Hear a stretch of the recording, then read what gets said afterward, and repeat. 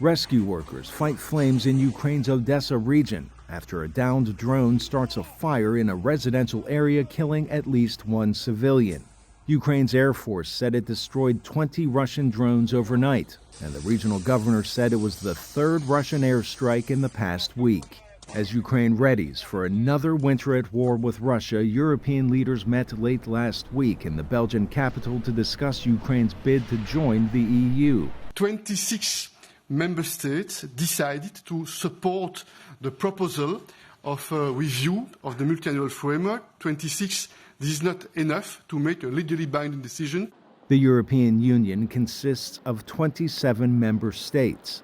All 27 must unanimously approve other nations joining the fold. The lone holdout to Ukraine's accession remains Hungarian Prime Minister Viktor Orban, considered Russian President Vladimir Putin's strongest ally in the EU.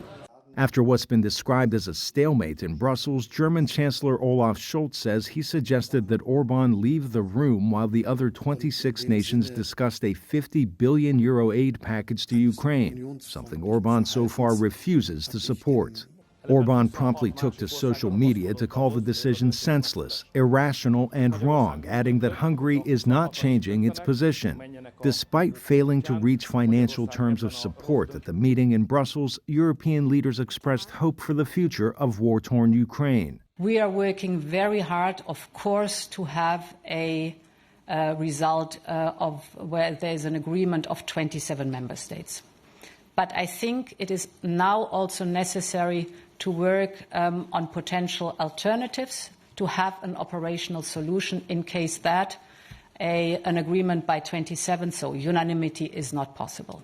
The Brussels summit came in the same week that Putin held his annual year-end marathon news conference in Moscow. The Russian president, who recently announced he'd seek another term in the Kremlin, said Ukraine's free ride of financial aid would soon come to an end, predicting fractures in the EU and a hyper-partisan U.S. Congress. Putin also expressed a willingness to reach an agreement with the U.S. on returning Western detainees without revealing many details.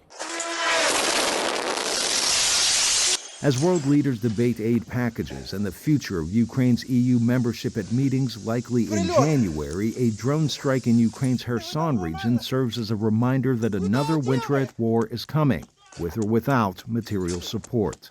Arash Arabasadi, VOA News.